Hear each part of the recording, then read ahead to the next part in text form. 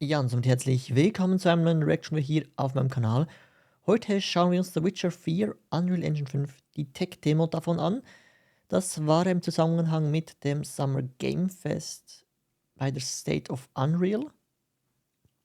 Ein 14-minütiges Video dazu, wie The Witcher 4 aussehen könnte oder welche Techniken, besser gesagt, verbaut sein werden.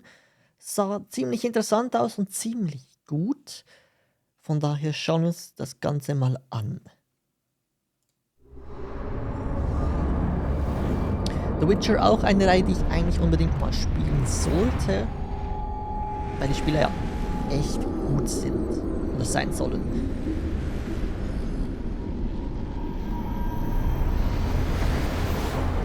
State of Unreal.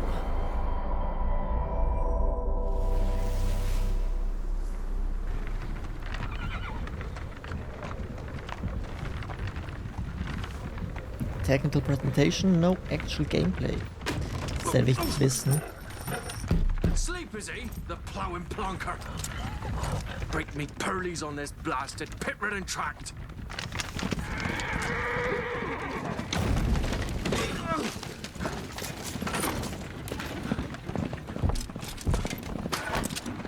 Where's fear not to Iroh? Aye, the devil's out there! Just running from!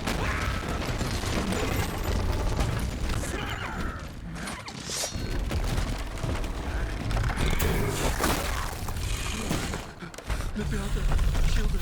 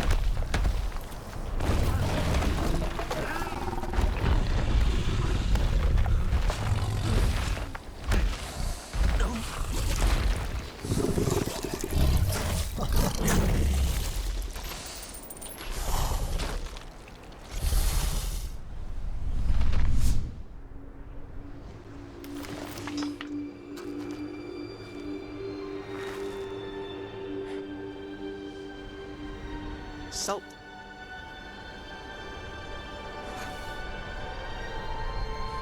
Almost had me fooled, Fruin.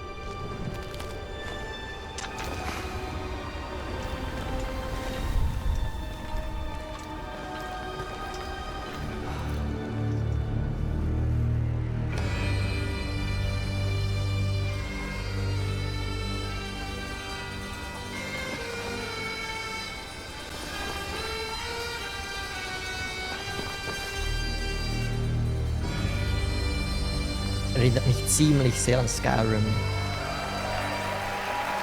Dieses Bild gerade. Thank you. Thank you, everyone, and welcome to the State of Unreal at Unreal Fest Orlando. We're here to show you what's next with Unreal Engine and so much more. We are thrilled that you're able to join us. Thank you. But first things first, I'm here with Sebastian and Kaitek from CD Projekt Red. We have a lot to talk about. Hey, guys. Hey. Thank you, Wyatt. Thank you, Wyatt, and hello, everyone. With The Witcher 4, we're stepping things up. And to do that, we needed the right partner, one that truly understands that great open-world games are all about art and technology coming together. Yeah, and look, our goals are completely aligned here. And around the launch of UE5, your awesome team at CD Projekt Red announced a collaboration to make open-world development in Unreal even better. And it's an opportunity, we just couldn't pass it up. So we've been working on a technical demo together to achieve just that. I think we should take a look at it. You guys ready? Born ready. Kaitek is going to play the build for us. Sure, let's do it.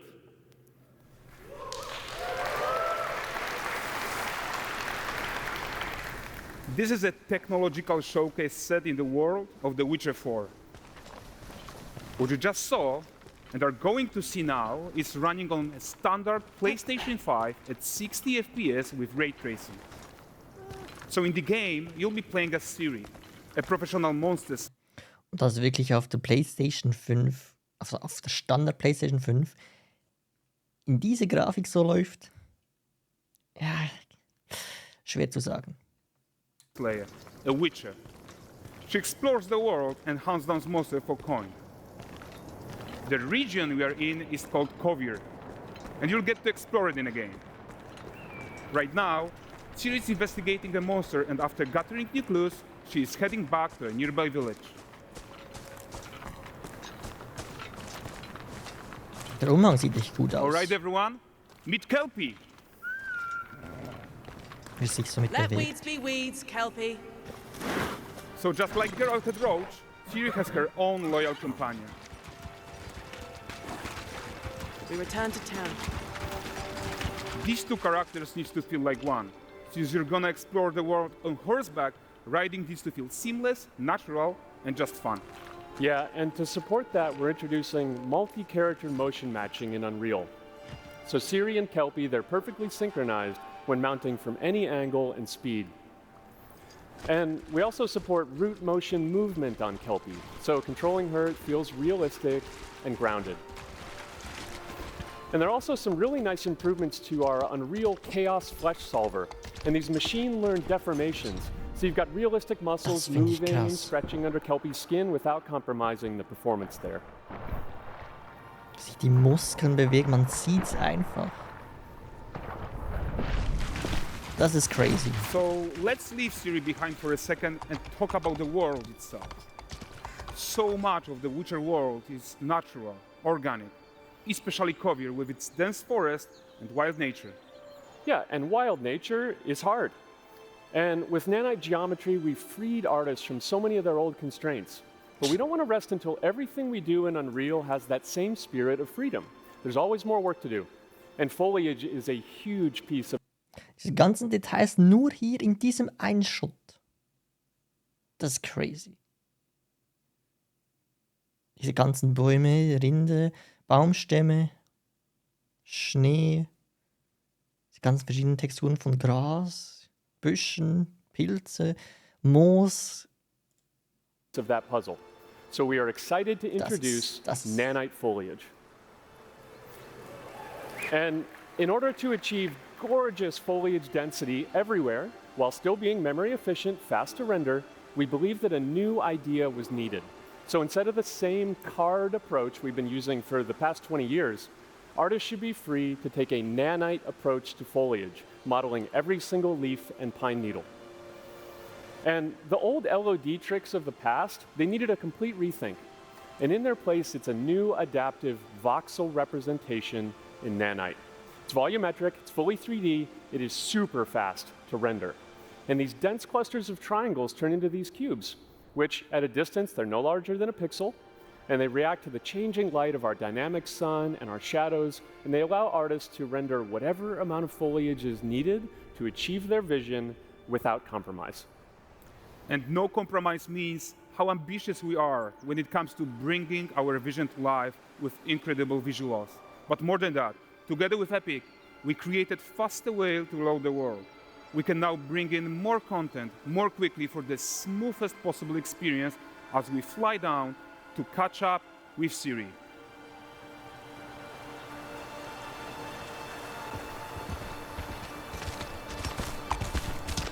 Das ist verrückt, was die Unreal Engine mittlerweile alles kann. Welcome to Valdrest. So Valdrest is a port town, a hub for fishing, trade and mining. It's one of those places where you can meet shady characters or overhear gossip from other lands. It's also where Ciri took on her current contract. High-tech, let's leave Kelpie here and explore the marketplace and food. And the missus? I'm so excited we can finally show you some of this stuff. Let's see what Valdrest has to offer. Bugger. Not her again. Hey, not even at the Lan Exeter Fair!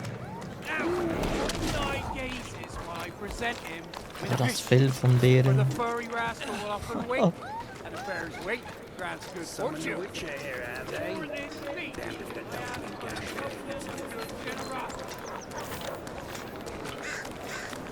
Pardon. Guys, notice how responsive the world is. Character actions directly affect what happens around you, sometimes even setting off chain reactions. Everything is working together. Take your man-cards elsewhere, you filthy leg. You'll find only honest waiters here. Oh, look at this poor gentleman being taught how to fly by an angry innkeeper. That's what happens when you cheat at Gwent. Last of it, is it? Ready to aim. Round ones, what jingle in the purse. Sieht halt echt schön aus. Okay, so this is the guy who gave the series quest his own. Like you probably suspect, he has his own agenda in all of this.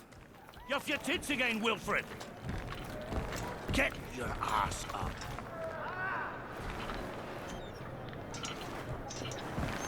A typical day's toil. Who in? Witcheress. What news of my wagons? No eternity is taking that damn salt to arrive. I found them. And, well, suffice to say, they'll not reach you. As for the salt, I found not one speck. I presume this comes as no surprise to you. Dann ganz im Kleinen hier die Fälle. Kavir's smuggling trade is of no concern to me. Alter. Shush, shush, shush. The manticore that flattened your cart and devoured your men, quite the opposite. Manticore? No, them winged hellspawn dwell in the arse end of Creighton, not here. While Ciri decides what to do about that merchant, let's take a look at the character technology that powers this marketplace. Why don't we listen in on these fishmongers? They're selling their wares, chatting up customers. Morning catch this is. Won't find none fresher. Reckon you ladies after one of them. Comes. Get this cleaned and gutted for you. You mind, dearest? Interesting, something more. Got mackerel cod, all Brexit's finest. And there is tons of tech at play here, even in this simple market stall. Metahuman tools, improved Unreal smart objects, chaos cloth, and more. Yeah, and all of this exists to make sure that the gap in quality between Ciri and NPCs is as small as possible. Yeah, and closing that gap, it's not just about fidelity, right, but also authenticity. They should react to changes in the world around them. But the prisoner in Pillory isn't exciting enough for Valdrest. Let's grab everyone's attention with a circus.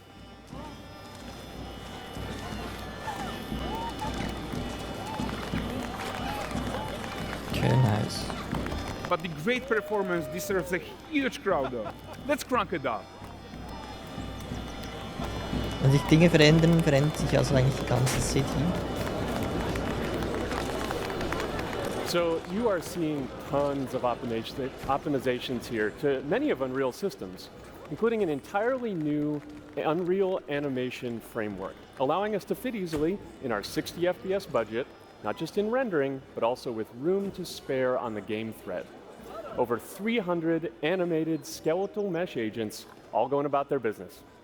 And the whole point is to leave breathing room for developers like you to introduce the gameplay and the systems that your players expect, empowering you to make your worlds come to life without Unreal standing in your way. You are right. That's the open world RPG that we're making. But before we wrap up, how about one final check-in with Ciri? Und jeder macht auch was anderes. Also ich habe jetzt nichts gesehen, was We irgendwie are making gleich this game to aussieht. be the most immersive and ambitious open world Witcher game ever. And we are making this a reality thanks to our work on Unreal with the team at Epic. I think what we are doing together is going to bring in a new generation of open world RPGs, and I'm so proud of what we accomplished so far. We are too. So we're almost done, but before we go, here's a small gift for all Witcher fans. A first look at Lanexeter.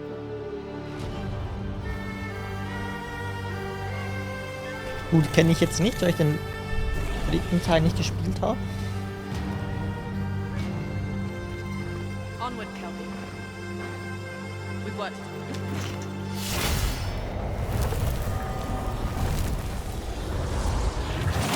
The Witcher 4.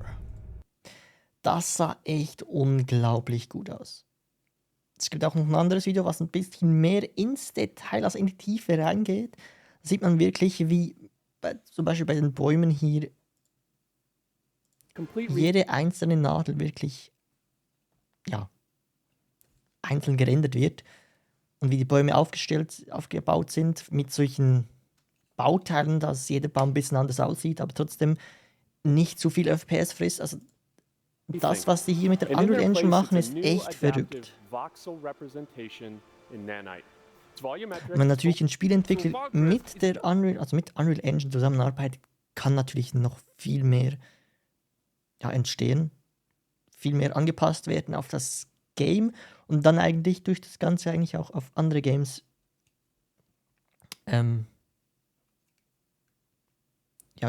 auf andere Games weitergegeben werden.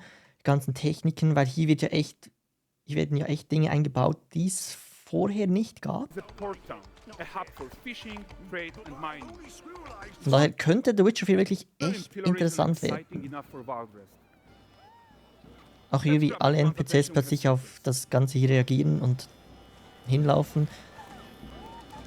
Ja, sieht alles echt gut aus. Aber wie immer muss man das natürlich ein bisschen mit Vorsicht genießen, weil, wie gesagt, es ist eine Tech-Demo. So könnte es aussehen. Ob es dann so aussehen wird, we will see. Auf jeden Fall ziemlich interessant. Und für mich, ich sag's immer wieder, die Unreal Engine ist einfach ein Monster und der Grafik-King, kann ich nicht anders sagen. Ich finde es, wie gesagt, jetzt ist eine Tech-Demo. Trotzdem finde ich, es sieht besser aus als die Trailer von GTA 6. Das ist jetzt meine Meinung. Da spalten sich vielleicht die Meinungen, aber ich finde, es sieht halt realistischer und besser aus. Zumindest was man jetzt hier so sieht. Von daher bin ich da gespannt, was man wirklich mit der Unreal Engine alles noch machen kann. Weil irgendwann sieht es einfach fotorealistisch aus und dann geht es nicht mehr weiter. So, irgendwann ist einfach Schluss.